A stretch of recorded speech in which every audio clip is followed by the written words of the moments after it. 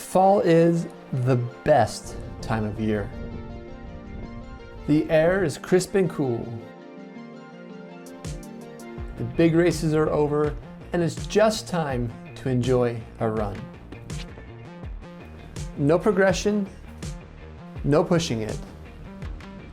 Just out having fun. It's a perfect reminder of why we love running. Except darkness. Whoa. Luckily, we can shine some light on the subject.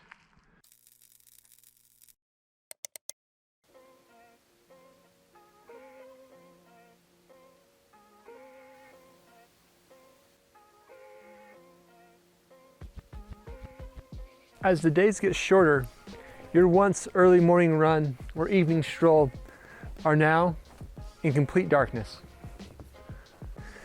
It happens the same time every year. The days get shorter and the nights get longer. It's not a problem that's ever going to go away. Of all of our five senses, vision is the most important. Up to 80% of the data we collect from the world around us comes through our eyes. The other senses provide such little data that some runners and angsty teenagers opt out of one of the senses altogether. If you're an outdoor enthusiast, then it's a funny trick that the heavens play on us by taking away the greatest data collecting source we have for 6 months of the year. For thousands of years, the old adage, early to bed, early to rise, wasn't just good advice. It was the only choice you had. Yes, we had fire. Yes, we had torches.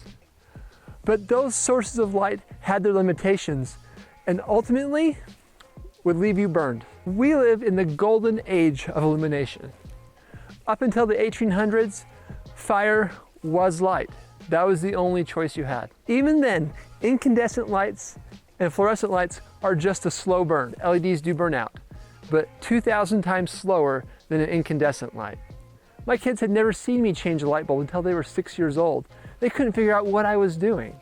LEDs have changed the way we live and play at night. Torches could last between 10 and 30 minutes. Candles could be made to last the night. Only providing 15 lumens wasn't really enough to do a whole lot, not to mention their severe lack of waterproofing. Modern lighting has given us the key to the night. We need not the sun in the sky when we can carry the sun in our pocket. The time you think you lost to the darkness is still there, but in order to conquer, you need a light. In the last couple of decades, we have improved dramatically in our ability to create light, making those flashlights from 20 years ago feeling archaic. There are so many great options out there for lighting. And the truth is, a lot of them are all kind of the same. Light is light.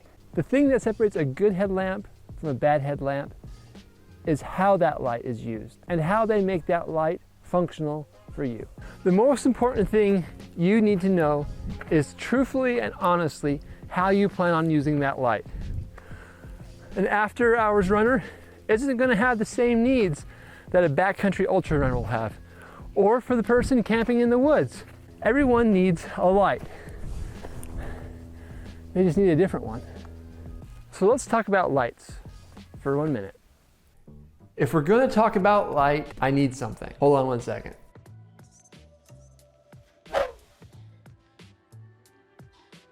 All right, this should work.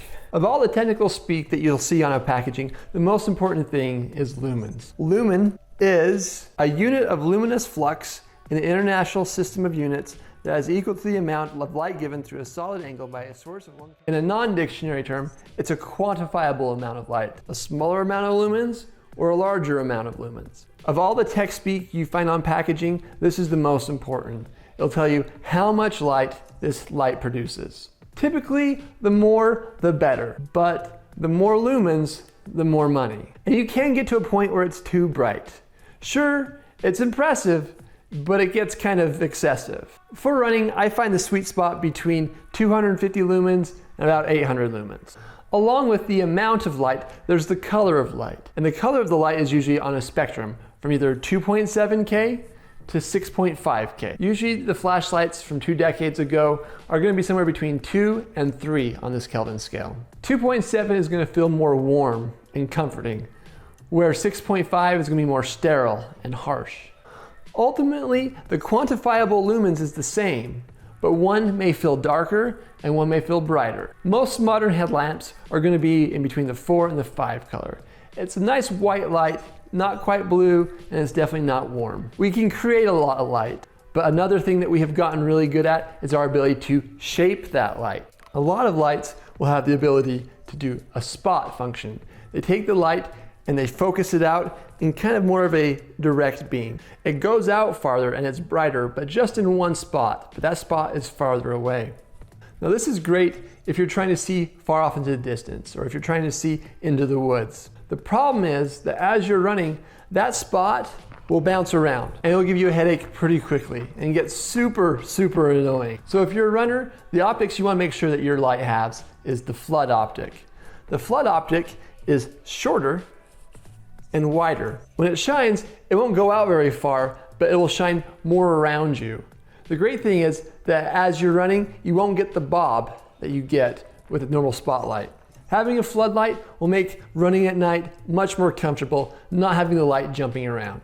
I'll typically run with a flood setting, and then if I see something in the woods, I'll turn it to spot to see what's out there. Yep, still don't want to know. For road cycling, they actually have a hybrid between a spot and a flood. It shoots out far, but it also shoots out wide and flat.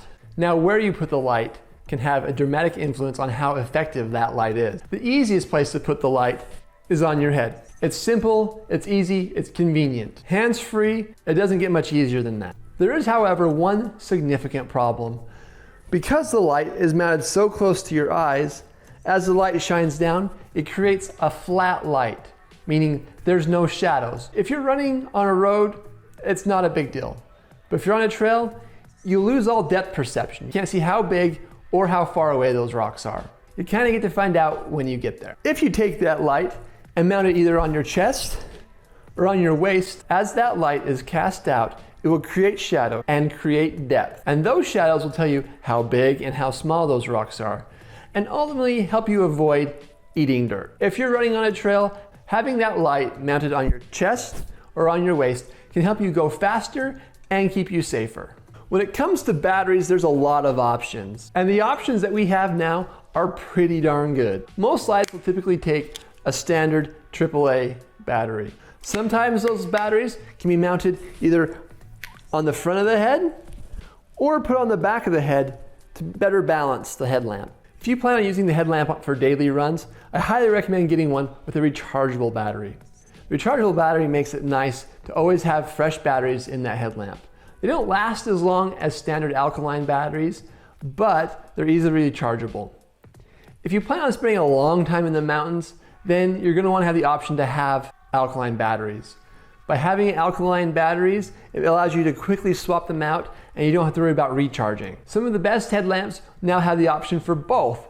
You can have a rechargeable pack, and then if you find yourself in the mountains on long runs, you can still use batteries when the rechargeable battery dies. Usually most headlamps will have some extra features along it. Sometimes you can lock it out, sometimes it'll have a battery gauge, sometimes it'll give you a red light. You don't see as well with the red light, but you don't lose your night vision. So here are a few examples of the best and what I've spent my money on. This is the Black Diamond Sprinter 500. It's 500 lumens, it has a main front floodlight and a rear blinking light for safety when you're running at night. The power tap mode, which allows you to blast full power instantly, and the top strap is removable. This is my Black Diamond Spot 250. It's an incredibly simple, incredibly rugged, and proven design. There's not much to it, so it folds up nice and small and is a super versatile headlamp. For my runs on the road, I've added an extra little blinky light just to enable other drivers to see me better. Now I'm gonna mess this name up. This is the Kogalla RA Ultra Trail Light. Produces 800 lumens. This thing will light up the side of a mountain. It is super impressive. You can mount it as either a waist light or a chest light, and it only uses rechargeable pack. Luckily, you can buy additional ones for long overnight runs. This is what I use. This is a Klein Tools rechargeable work light. It's pretty simple. It has two modes, a high and a low. It goes 460 lumens on high for 9 hours, and it'll do 175 lumens for 16 hours. One of the best parts about this light is its affordability. It's only $40. It also has a USB out on it. So if you need to charge your watch, you have a battery pack right there with you. One of the great things about this light is it's extremely functional outside of running. Take it camping, leave it in an emergency prepared kit, in a car. It's super functional. Running at night is a different kind of adventure. The old trails that you know and love by heart are new and exciting again. It's a whole new world that's yet to be explored, and it's outside right now. The night is quiet with less traffic. Most people are afraid of the dark, afraid of what is and isn't seen. But with the right light, you can become a creature of the night, slipping and sneaking through the shadows. And without a light, you'll be left in the dark.